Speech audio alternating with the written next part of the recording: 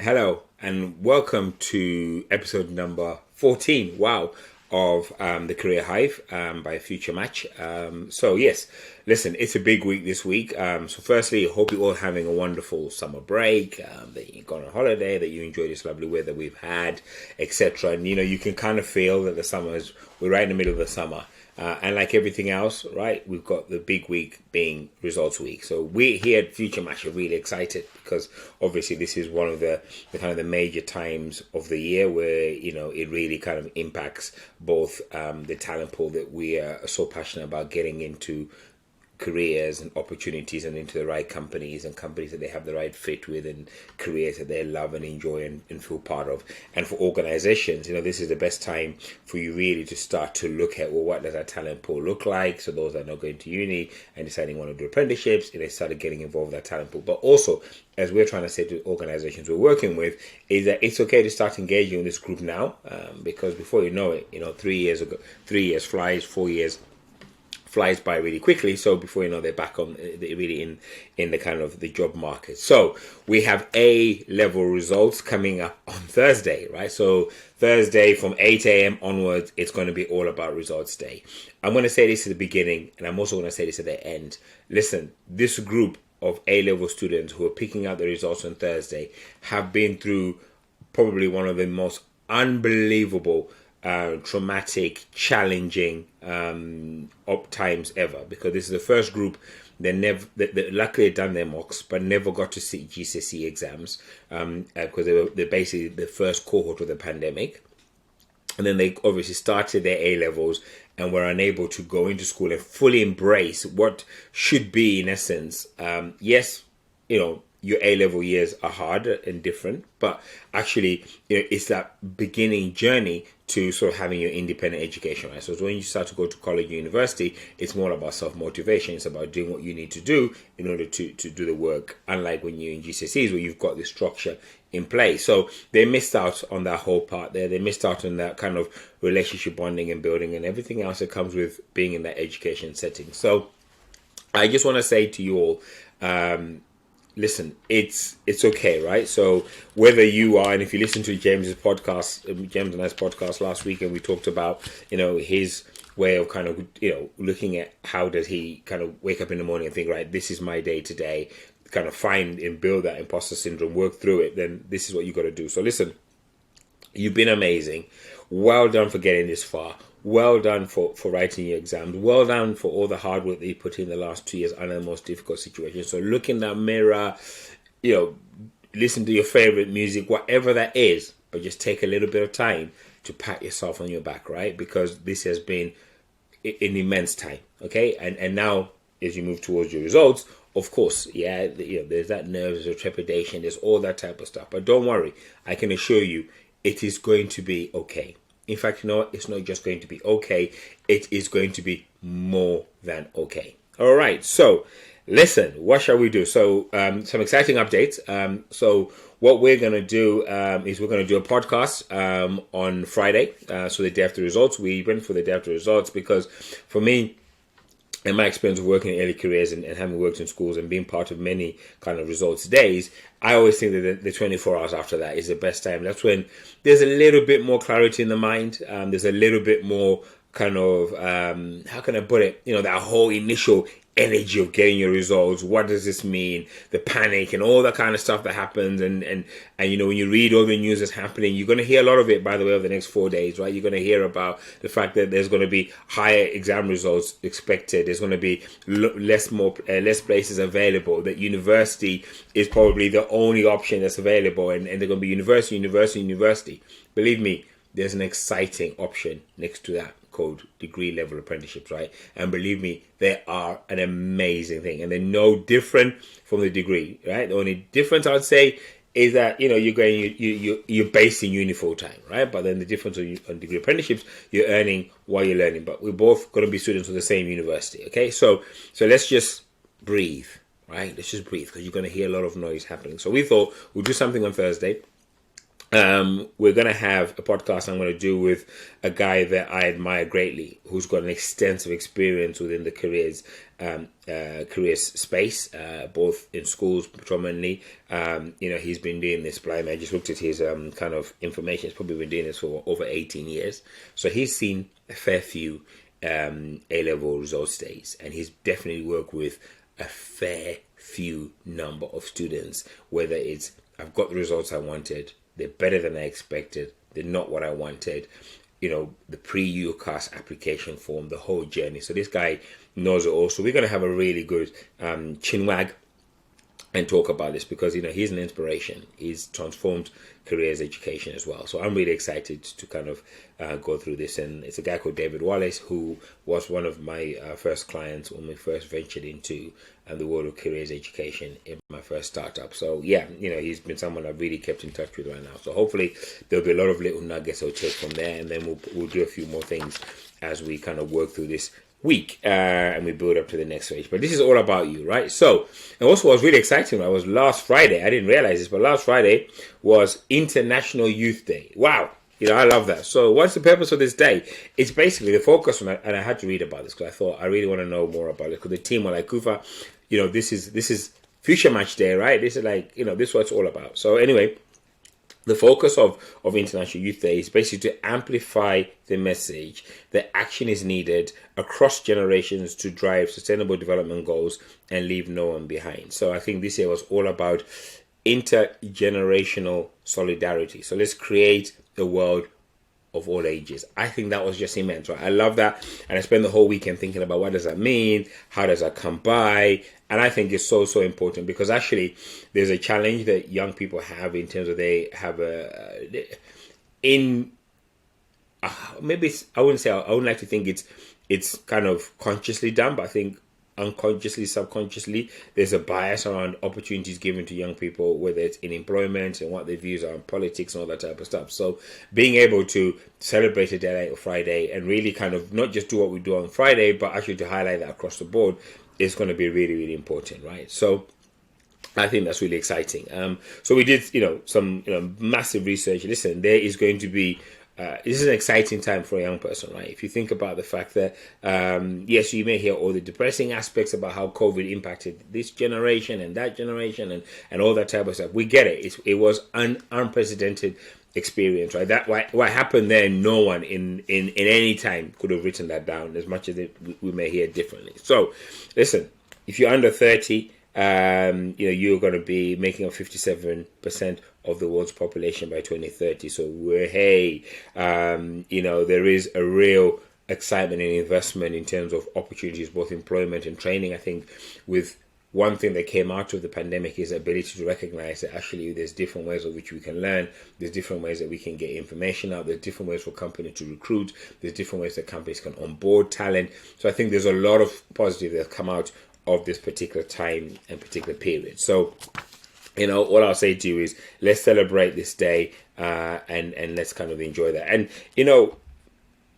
part and parcel, I guess, of setting a future match is always about that, right? It's always about, well, listen, we believe from not only the experience of having worked in early careers, but we're passionate about tech. We're passionate about how we can enable young talent to blossom and be the best they can be. And we also understand just how important early careers talent and young talent is for organizations as well. So, our focus and our commitment as part of that International Youth Day is that we're going to make sure that we do our best 100% every day to equip young people with the tools that they need to make better informed decisions about the exciting world of careers available, the best option that suits them, and maybe to make sure when they make that decision that they understand that, there's one thing that is certain, is that this journey will move to left and right, up and down. It's all about being able to embrace all those type of things. And for organizations, our commitment is to give organizations access to the most diverse talent pool they can think of, to be able to look at talent and assess and recruit and hire that talent, based on potential, but actually know that talent is keen in a career in that particular industry, that they're passionate about the role that they're going into, and that they're fully informed. So hopefully organizations get that better quality of candidates, right? That they have a much more fair and much more cost-effective process. And I think when we match these two things together, then magic will definitely happen, right? So that's our commitment, and that's what we wake up every single day focusing. So let's talk about the big thing happening on Thursday, right? We have this thing called exam results coming out on Thursday. So what is that going to be like? So listen, you hear, as I said, you're going to hear a lot of news, right? There's thousands of fewer courses. The results are going to be higher. There's not going to be much available for clearing and all that type of stuff. And listen, I can say that to you now, right? That's been happening for years and will probably continue for longer, right? It's where we are right now. So, okay, as I said, remember, this group, you are the first to take your GCSE and A-levels without having missed a substantial part of your education. So that's a big part, right? And yes, there's going to be intense competition because as that happened, remember when you guys were kind of doing your GCSEs and not then kind of going through that group, there was a group already that were doing A levels, getting their results. So there was an impact on that group. Then there was a year before that who took their results last year. There was an impact on that. So what's happened is, there's probably going to be a lag. So there's going to be intense competition for places. That's absolutely given because you have a supply and demand challenge. But listen, don't worry, right? Because yes, university is only one route. Yeah, there's another route here, which is like going, how can I put it? I try to kind of think of this analogy, right? So London is our destination, right? We're traveling from the north, we're traveling from the Midlands. We can do M1 or we can do M South, either M6. So either of those, or M40 or M42, either of those are going to get me to where I need to get to, right? So the thing about those journeys are that they're going to interconnect somewhere along the line. So let's not treat it as if, well, actually one's a road and one's a motorway. Both of them are motorways. They connect through the same journey and they go through. And I'll give you an example, and I think this is really exciting, is that from September 2023, which is in a year's time, you'll be able to do a medical doctor apprenticeship. Do you hear that? Medical doctor apprenticeship. Wow. Right? That just says where we're going, right? So we're trying to say, look, it's trying to make sure that everybody has access to careers, to training, to the ability to be the best they can be. Because we know one thing that's certain, right, is whatever happens in this career journey, whatever happens in the journey as a young person, is that you're going this kind of this evolutionary process, and therefore everything that we do if I'm an organization, we've got to be evolutionary in how we think. If I'm delivering training and qualifications at university and apprenticeships and degrees and whatever that is, we have to be the same, right? Because this is about an evolving journey, right? Who I am at 16 isn't who I am at 18 to 21, and that journey changes because everything around me changes. So hopefully this is an example of just how much we're kind of creating that, listen, you can access this opportunity as well. So results day, we're in that build up, we're in that kind of final lap, where the final 400 meters, if you want to do it that way. Listen, what I'll say to you, some tips here. Remember, you have done everything that you can. Okay, so you've studied hard. You answered those questions to the best of your ability. You prepared yourself to the best of your ability, and you gave it everything. So you have done everything that you can. Okay, so the results are what the results are. Don't let others phase you. So what happens is, you can imagine, that those who open the results and be like, wow, I did better than I expected, right? There are those who open the results and they've hit the mark and they've got the results they wanted or needed, but they still feel a little bit like, oh man, I could have done better. There's those who don't get the results they expected, because they're not as good as they anticipated. So when you go into that kind of environment, you got all these kind of emotions that are happening. Then you've got individuals who, are really good at kind of just celebrating that moment. You got people who are going to be quiet. Some have got mums and dads and parents, and there's so much stuff happening, and those reactions sometimes can make us sort of see things a little bit differently. So we can turn and go, oh my gosh, I haven't done as well. Oh, this is really terrible. Oh, don't let that phase you. Okay, there's a lot going on exam day. It's just about collecting your results. Enjoy whatever emotion you're feeling. Yes, you might be, feeling, oh man, I should have done better, could have done better. That's okay, right? You feel that emotion, right? Let's not pretend that we're going to tell you to be any different, right? Feel that emotion, okay? But don't let other people celebrate or whatever's happening around you phase you, okay? Before you even go, find out from school what exact is the exact time and closing time is for results. So some people want to get there early doors. Some people want to go there a bit later. Hey, listen, it's your decision, right? Your choice. I kind of like to go there and just get it over and done with. I know that sounds silly, but hey, that's a book that I read called Eat My Frog. So get out there, get those results, and then you've got the day to digest them, to make a plan, and all that type of stuff. So yeah, that's how you want to look at. Get a good night's sleep. I think that's so important. I know it's hard. People say this. So it's kind of worming. It's playing in your mind, isn't it? Because you know it's tomorrow. You're feeling a bit anxious. Listen, we all feel that way, right? It's okay to feel that way. We all feel that hard. But if you can, just try to enjoy. Try to enjoy the night. It is a big night the day before, but try and get a good night's sleep. And that one. Other tips I was given here was like have a fully charged phone and a spare charger with you. Have a notepad and pen.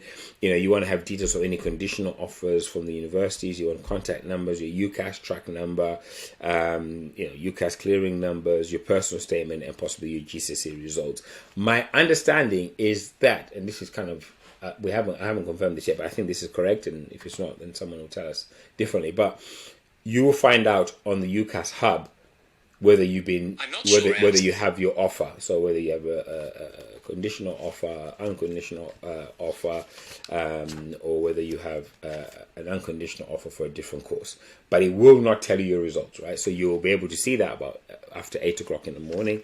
So you go straight into your hub and you'll be able to see that. However, my understanding is that that it definitely won't tell you your results. So you still have to go to school, you still have to get the results, but you probably get your results.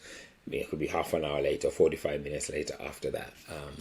And if the hub hasn't updated, don't worry, it will update anyway. Okay, so and when you talk about that from a process perspective, so imagine only exam staff and heads can view A-level results before they're widely released on Thursday. I think from 12 or 1 a.m. on the day before. This is referred to as a restricted release day, so not a lot happening. However, these stage results are treated as confidential by university and exam officers, so they're still under the lock and key. Okay, so that's an important thing. So UCAS Hub is where your results will be updated, so that's where you kept all your informed about your application progress, and this is the site to go to on results day. Okay, I believe it's frozen a few days before that, so you can't before the publication results. So don't panic because you can't get on it. It's part and parcel of the process because it can't allow you to change any of the details on that anyway. And if you do need to make any changes, you want to contact UCAS directly if you need to update any information. Okay. The system will be available around 8 a.m. on results day, but it can take time to update. So remember what I said, what will happen is you'll probably be able to go onto the UCAS Hub and find out what your offer is. So unconditional offer means your course place is confirmed. Unsuccessful, you've not been accepted onto your choice, and you're now going through the clearing system. Unconditional changed course means you don't necessarily have the grades for your offer, but the uni have proposed a similar course requiring lower grades, and you may also take an alternative, etc. So you have some time to kind of make a decision whether that's the route you want to go to. So those are the kind of the three main things you're going to look at. And then, of course, you kind of pick your results. So as I said, look, we're doing something on the Friday to go through what to do. There's so much to happen. On the day itself, you either accepting your play. So if you got better than results, they expect you in touch with UCAS. If you're part of the clearing system, you're really kind of, working through what does that look like and kind of going through that whole process. And you might pick up your results and go, actually, you know what, university was what I was looking at. It is, but actually I haven't got the results. I've got better than results I expected, or I've been offered a course and I'm not really sure it's what I want to do. That's okay as well, because as I said, there's some really exciting degree apprenticeships. And I was talking to someone over the weekend. They're like, "Oh, but have I missed the boat?"